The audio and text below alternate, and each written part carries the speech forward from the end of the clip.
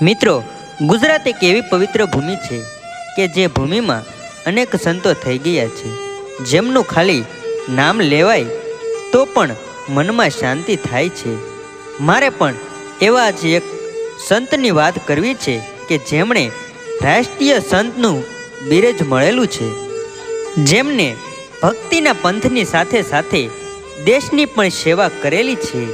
એવા જ સૌરાષ્ટ્રના સંત કે જેમનું આશ્રમ ભાવનગર પાસે બગડાણામાં આવેલો છે, જેમને ફક્ત ભારતમાં જ નહીં પણ આખી દુનિયામાં લોકો જાણે છે, અને જેમના લીધે તો બગડાણા એક ધામ બની ગયું છે, જ્યાં લાખોની સંખ્યામાં ભાવિ ભક્તો આસ્થા અને શ્રદ્ધા લઈને આવે છે. બાપા બજરંગદાસ બધાના દુઃખ મટાડે છે, જેમને લોકો બાપા સીતારામના નામે પણ ઓળખે છે. તો આવો મિત્રો જાણીએ પૂજ્ય બજરંગદાસ બાપાની સંપૂર્ણ જીવન કથા. તો મિત્રો, ચેનલને સબસ્ક્રાઈબ ન કરી હોય તો સબસ્ક્રાઈબર કરી નાખજો. તો મિત્રો, વિડીયોમાં આગળ વધીએ. આશરે ઈસવીસન 1900નું વર્ષ હતું. ભાવનગરના અઘેવાડા ગામના હિરદાસજી અને શિવકુંવરબા નામે રામાનંદી કુટુંબ રહેતું હતું. શિવકુંવરબા સગર્ભા હતા ત્યારે તેઓ પિયર જતા હતા અને રસ્તામાં તેને પીડા ઉપડી. તે સમયે ત્યાં બાજુમાં ઝાંઝરિયા હનુમાનનું મંદિર હતું. આજુબાજુની બહેનો તેમને લઈ જાય ને મંદિરની ઝૂંપડીમાં લઈ ગયા. હનુમાનજીની આરતીના ઝાલર વાગે છે અને એવા સમયે શુભ દિવસ એક બાળકનો જન્મ થયો. રામાનંદી સાધુ હોવાથી નામ રખાયું ભક્તિરામ. નાનપણથી જ ભક્તિરામના મનમાં માતા પિતાના સંસ્કાર હતા. ખરેખર તે નામ પ્રમાણે જ ગુણ હતા. એક સવારે ભક્તિરામ મોડા સુધી સૂતા રહ્યા તો પિતા હિરદાસ અને માતા શિવકુંવરબાએ આવીને જગાડ્યા અને જુએ છે તો તેમની બાજુમાં ભેગો તેમનો દોસ્ત હોય તેમ એક સાપ પણ હતો. પછી એમને થયું કે આ જરૂર ભક્તિરામ શેષ નારાયણનો અવતાર હોવો જોઈએ. ભક્તિરામને ભક્તિની એવી તે માયા લાગી કે તેઓ 2 ધોરણ સુધી જ ભણ્યા હતા અને 11 વર્ષની ઉંમરે તેઓ ખાખીની જમાતમાં કે જેમના ગુરુ હતા સીતારામ બાપુ, તેમની પાસેથી દીક્ષા લઈ સમાધિમાં લીન થઈ ગયા. પરમ તત્વ અને યોગ સિદ્ધિના સાક્ષાત્કાર થયો. ત્યારે ગુરુ પાસે દક્ષિણા આપવા ગયા. ગુરુ શ્રી સીતારામ ભક્તિરામને ઓળખી ગયા અને કહ્યું કે ખરા ગુરુ તો તમે જ છો, એટલે મારે તમને આપવાની હોય. ત્યારે ભક્તિરામ બોલ્યા કે ખરેખર જો તમે મને કાંઈક આપવા જ ઈચ્છતા હોત તો એવું ત્યાગ આપો કે મારે રૂવે રૂવે રામનું રટન ચાલુ જ રહે. ત્યારે સીતારામે એમનું નવું નામ આપ્યું બજરંગી અને કહ્યું કે જાઓ બજરંગી, હવે તમે દુનિયામાં ભ્રમણ કરો અને દીન દુખિયાની સેવા કરો અને આખા જગતમાં બજરંગદાસ તરીકે ઓળખાશો. ભક્તિરામ આખા જગતમાં બાપા બજરંગદાસ અને બાપા સીતારામના નામથી ઓળખવા લાગ્યા. એકવાર ભ્રમણ કરતા કરતા બાપા મુંબઈ આવી પહોંચ્યા. મુંબઈ આવ્યા પછી ત્યાં જ બાપાનો પરિચય થયો. હવે બને એવું કે ગોરો અમલદાર ત્યાંથી પોતાની ગાડીમાંથી નીકળ્યો અને રસ્તામાં બાપા અને બીજા સેવકો પાણીની ડોલ ભરી એક જગ્યાએ ભેગું કરતા.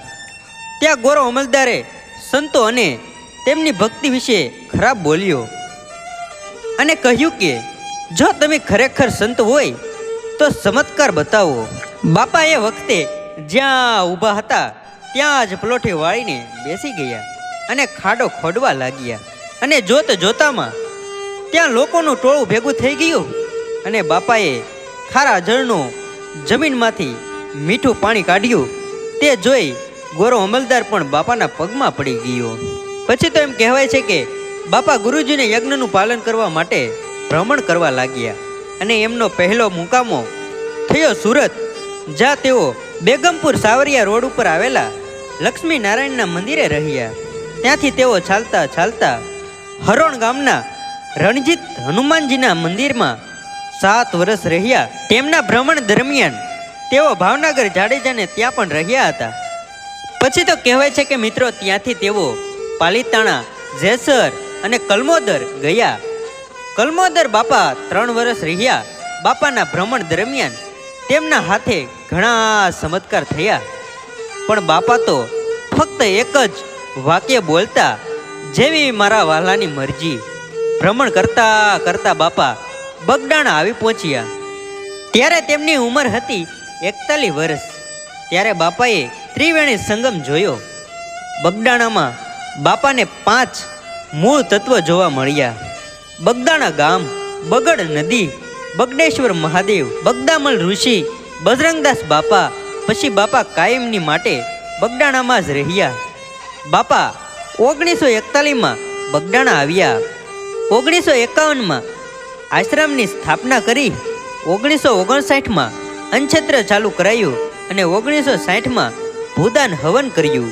1962માં આશ્રમની હરાજી કરીને ભારત અને ચીનના યુદ્ધ વખતે લશ્કરને મદદ કરી. 1965માં ફરીથી આશ્રમની હરાજી કરીને ભારત અને પાકિસ્તાનના યુદ્ધ વખતે લશ્કરને મદદ કરી. 1971માં પણ આશ્રમની હરાજી કરીને ભારત અને પાકિસ્તાનના યુદ્ધ વખતે લશ્કરને મદદ કરી. આમ ભારતના ઇતિહાસમાં એક સેવાભાવી અને રાષ્ટ્રીય સંત એવા બજરંગદાસ બાપા સૌને રોતા મૂકીને પોષ વદ 16ના દિવસે દેવ થઈ ગયા અને બાપાની મુઢુલી બાપા વગર સૂની થઈ ગઈ. અને એ દિવસે આખું બગડાણા ગામ, બગડ નદી, વનની વનરાઈ પણ શાંત થઈ ગઈ હતી. પશુ પંખીડાઓએ પણ પોતાનો કલરવ છોડી દીધો હતો. બગડાણા ધામ ધીરે ધીરે પ્રખ્યાત થતું જાય છે. ભક્તો માનતા લઈને જાય છે અને ખરેખર બાપા પણ ભક્તોની માનતા પૂરી કરે છે. તો મિત્રો તમે પણ બગડાણા આવીને બાપાના દર્શનનો અમૂલ્ય લાવો લેવા જરૂરથી પધારો.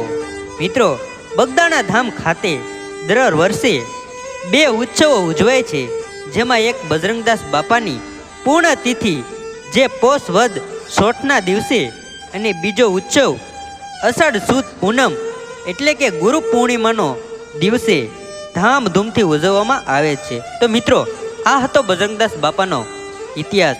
તો મિત્રો તમને આ ઇતિહાસ કેવો લાગ્યો મને કોમેન્ટમાં જણાવજો. અને મિત્રો આ વિડીયો સોશિયલ મીડિયાના માધ્યમથી બનાવેલો છે. કોઈ જાતિ કે ધર્મનો વિરોધ કરવામાં આવ્યો નથી, તેની ખાસ નોંધ લેવી. અને મિત્રો હવે તમારે કયો ઇતિહાસ સાંભળવો છે એ મને કોમેન્ટમાં જણાવો, જેથી કરીને તમારા સુધી અમે આવા અવનવા વિડીયો પહોંચાડ્યા કરીએ. અને મિત્રો ચેનલ પર નવા હોય તો લાઈક, શેર, સબસ્ક્રાઈબર કરી નાખજો અને તમારા મિત્રો સાથે શેર કરવાનું ભૂલશો નહીં. ધન્યવાદ.